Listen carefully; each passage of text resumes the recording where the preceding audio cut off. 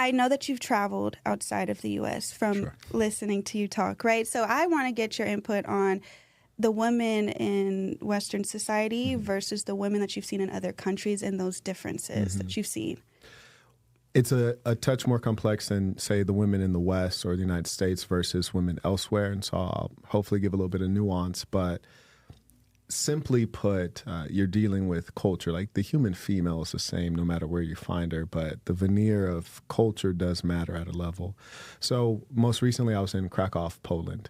I go to Poland a lot for a couple business items. And on Sunday, pretty much everything is shut down. So on Sunday, now, you can't go out to a lounge. You're not about to hit the mall. You can't go shopping.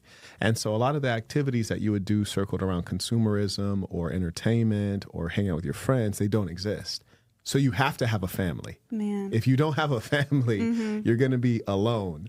And so their society has religion. That's why it's shut down on Sunday. Is that the Sabbath? Is that what they call it? Yeah, I think Saturday's the Sabbath, right? Okay, yeah. Help me out. Yeah. It depends on who you are, right? But Sunday is the day of rest, right? Yes. And because they have a religious society, they rest on Sunday and it's a family day.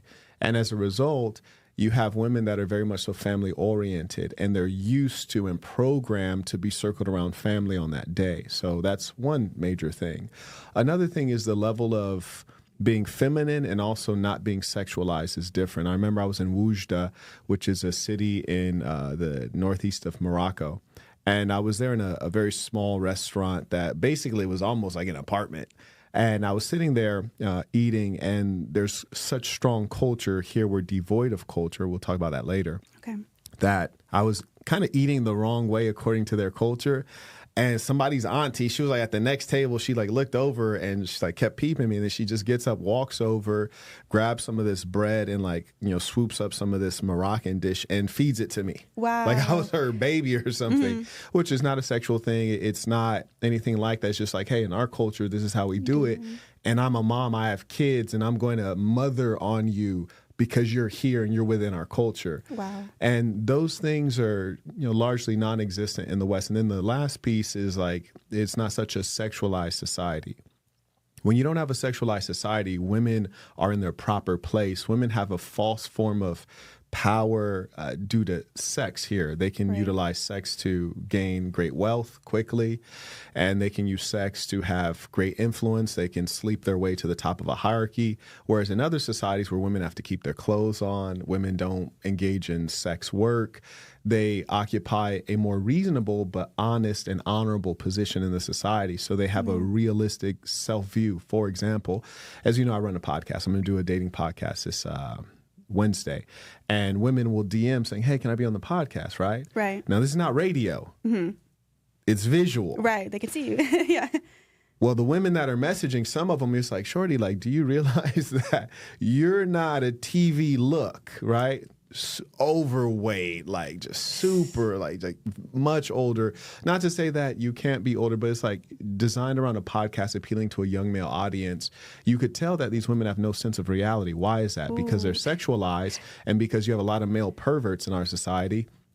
They keep giving them sexual attention. The woman interprets sexual attention as, I'm generally attractive, which might not be the case. You might be attractive enough for a guy to sleep with and never take you in public. Right.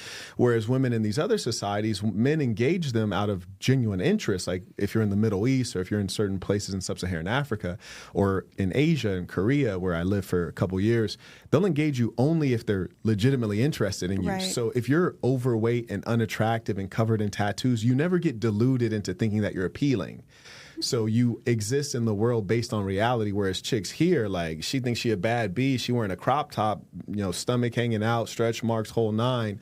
And so we're dealing with a lot of nonsense. But where does it root from? It roots from weak males. We like to blame the females, but it's really these weak males out here. Yes. I like that you talk about both. I sorry don't mean to even cut you off or anything, but just watching you speak, that the men are fetishizing over, I hope that's the right word, but over women that are overweight and things like that. And so it creates this ego and this pride, and then they rate themselves as 10s and stuff. And it was very humbling to watch because, even with my own husband, like I was like rating myself. I was like, okay, so I would be like a 6, a solid 6, that's slightly above average. If you're actually thinking about it logically, right?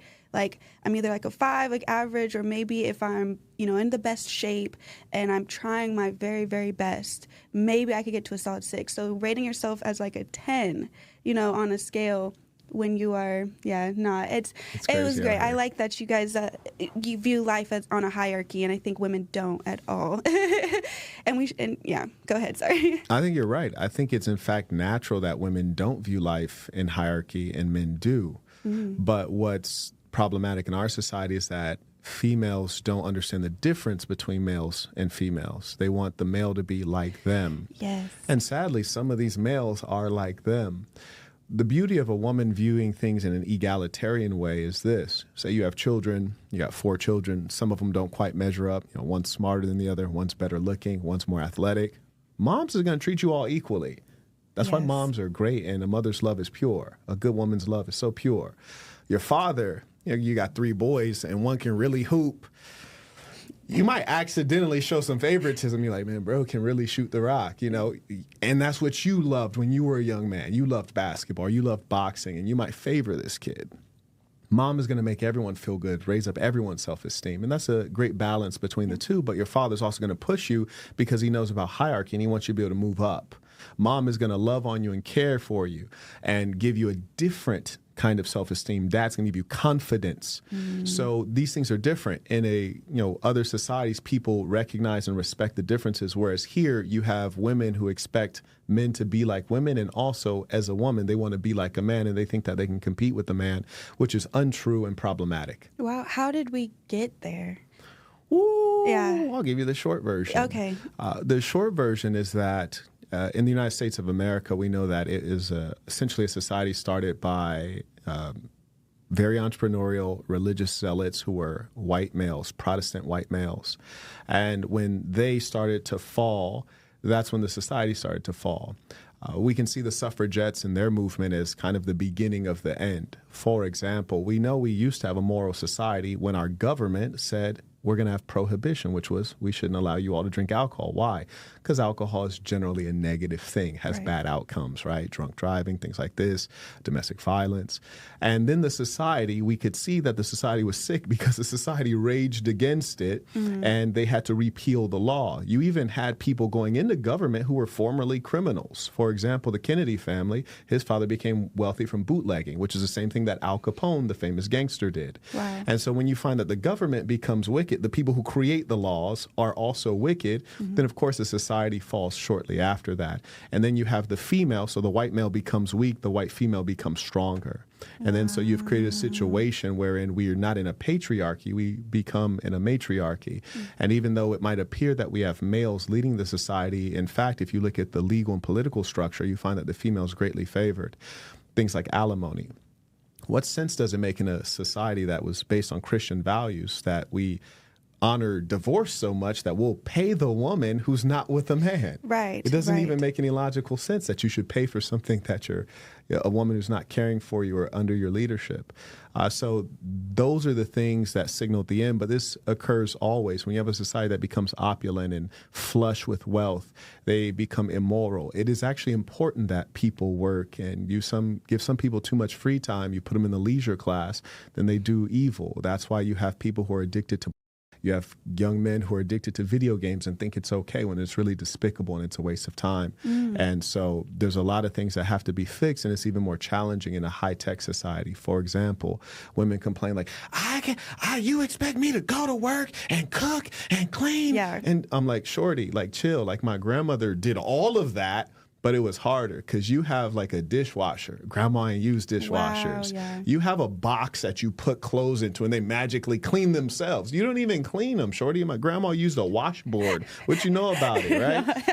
It's like you're a lazy broad. Like you're legitimately lazy. Yes. And especially if you're married or dealing with a wealthy man, it's like, baby, like you barely even clean. I got the cleaners come through every 2 weeks. What are we talking about? Right. Like we're eating Michelin restaurants like 3 times a week, like you barely do anything. Why do you think your life is hard? It's not. You're deluded and you're mentally unwell. Wow. I love it. Yeah. I absolutely love it. Thank you for breaking that down. Wow.